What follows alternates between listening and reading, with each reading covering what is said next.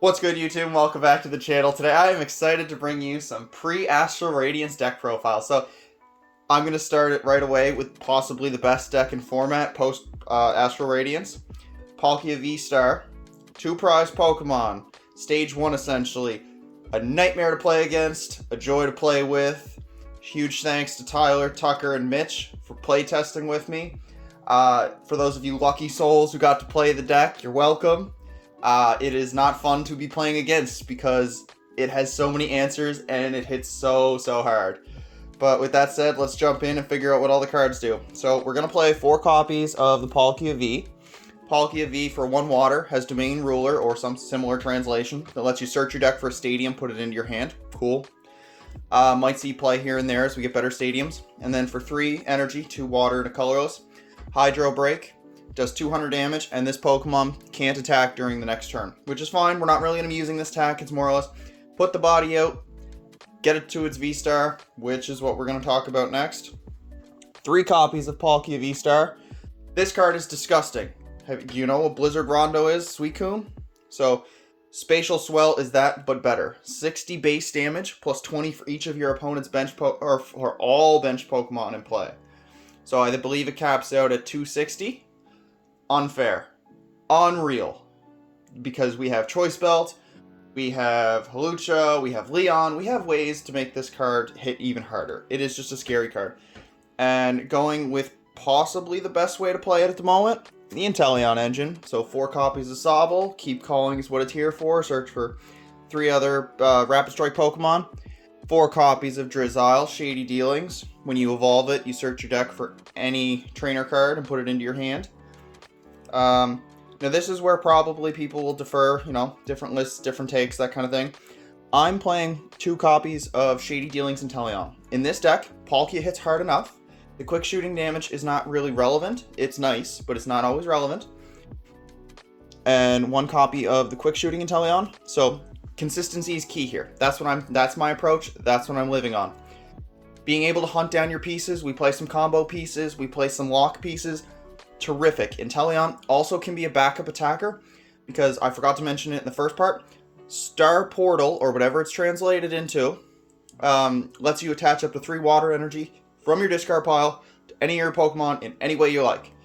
Ridiculous. Everything in this deck hits. Everything. And then a new exciting card coming. Radiant Greninja. On screen it'll say Sparkling because the lovely TaloniteX provided the proxies for us to playtest these cards. So, it's a Radiant Pokemon, so you can only have 1 of them in your deck, but this is the one I'm going with. So its ability reads, once during your turn, you can discard an energy, in this case water, and then draw 2 cards. Perfect. Just a little bit more push in a deck that's already hunting everything it needs. And then for 2 water and a colorless, discard 2 energy from this Pokemon. This attack does 90 to 2 different targets. Now you have a snipe. Suicune didn't have a snipe before. Palkia does, and Palkia doesn't have to worry about setting it up. If Palkia misses something, you can Star Portal out of nowhere. Boom, you've got a double snipe. That's 2 Drizziles. That's a VMAX that you didn't quite finish off because you only hit 260. Sparkling Greninja is there. It's nice. It's fun. Respect the Urshifu. Respect the Jolteon. Your water, they are going to want to come for you. Play the Manaphy. Make their life a little difficult. So bench protection. So prevent all damage done to your bench Pokemon by attacks from your opponent's Pokemon. If you're not playing it, why are you not playing it? At this point, you should be playing it. Urshifu is everywheres. Jolteon will be everywheres. Please just start playing it. Then for our search cards, we play 4 copies of Quick Ball. Consistency is key here, so we're playing 4s. Search for a basic Pokemon by discarding a card from your hand. Sobbles, Palkias, Sparkling Greninja, Manaphy's, awesome. 4 copies of Level Ball. Drizzile, Sobbles, Manaphy's, where we're just searching more. Free card, 1 for 1. 4 copies of Evolution Incense. This grabs Drizziles, Intellions, Palkia VSTARs. So search your deck for an evolution Pokemon, reveal it, put it into your hand, shuffle your deck.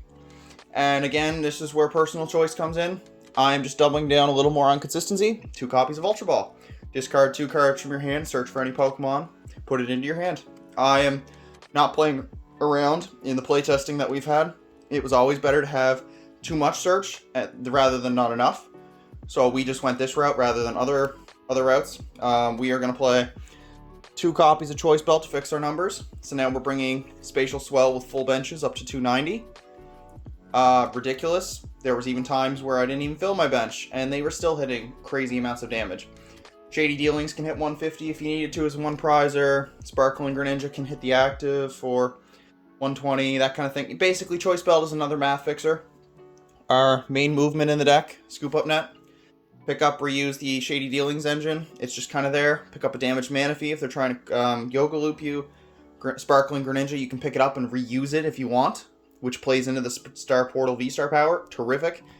Then we are going to play 3 1-ofs. 1 Capacious Bucket to search for 2 water energy. You could play 2 if you want. I felt like 1 was more than enough. 1 copy of Ordinary Rod.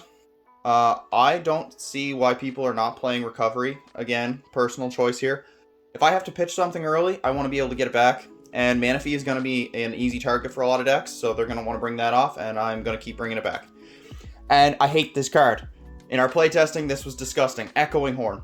If you try to play around not filling your bench, but you make the mistake of discarding something early, they will bring it back every time. You go Shady Dealings, you can grab your Boss's Orders, you grab your Echoing Horn. They pick something up, Crobat. My poor soul's playing Darkrai, so they would bring up the Darkrai, they would knock it out. Echoing Horn just puts a basic Pokemon back onto your bench from your opponent's discard, onto their bench from their opponent's discard pile. Terrific card. If I could find a way to squeeze a second one in, I would, because it keeps them from trying to play their bench a little smaller. And then we're going to jump right into the supporters. So we are going to play 2 copies of Melanie. So attach a water energy from your discard pile to one of your V Pokemon. So Palkia, main target here. Sometimes we don't want to crack that Star Portal a little too early. Melanie's there. Attachment Melanie, we're rolling. 2 copies of Boss's Order. If you don't like 2, don't blame you. You can always bump another count for a 3rd one. So switch one of your opponent's bench Pokemon with their active. Terrific card. Again, filthy combo. Shady Dealings, Echoing Horn, Boss's Orders, take something out. Or if you just miss out on Spatial Swell, you can boss up a new target and slowly chip it away with the quick shooting. It's just not fair. 2 copies of Professor's Research. So Professor's Research, discard your hand, draw 7. It's more or less there just because Intellion's getting our pieces, Drizzle's getting our pieces. It's just kind of there. Sometimes you need a little more draw, throw a bunch of those water energy away, that kind of thing. Just standard supporter stuff. A new card from Astral Radiance will be Roxanne. So if you've played during the reset stamp or the end days, you kind of know what this card does already. It says you can only play it if your opponent has 3 or fewer prize cards remaining. Both players shuffle their hands into their decks. You, as the player who played the card, draw 6. Your opponent draws 2.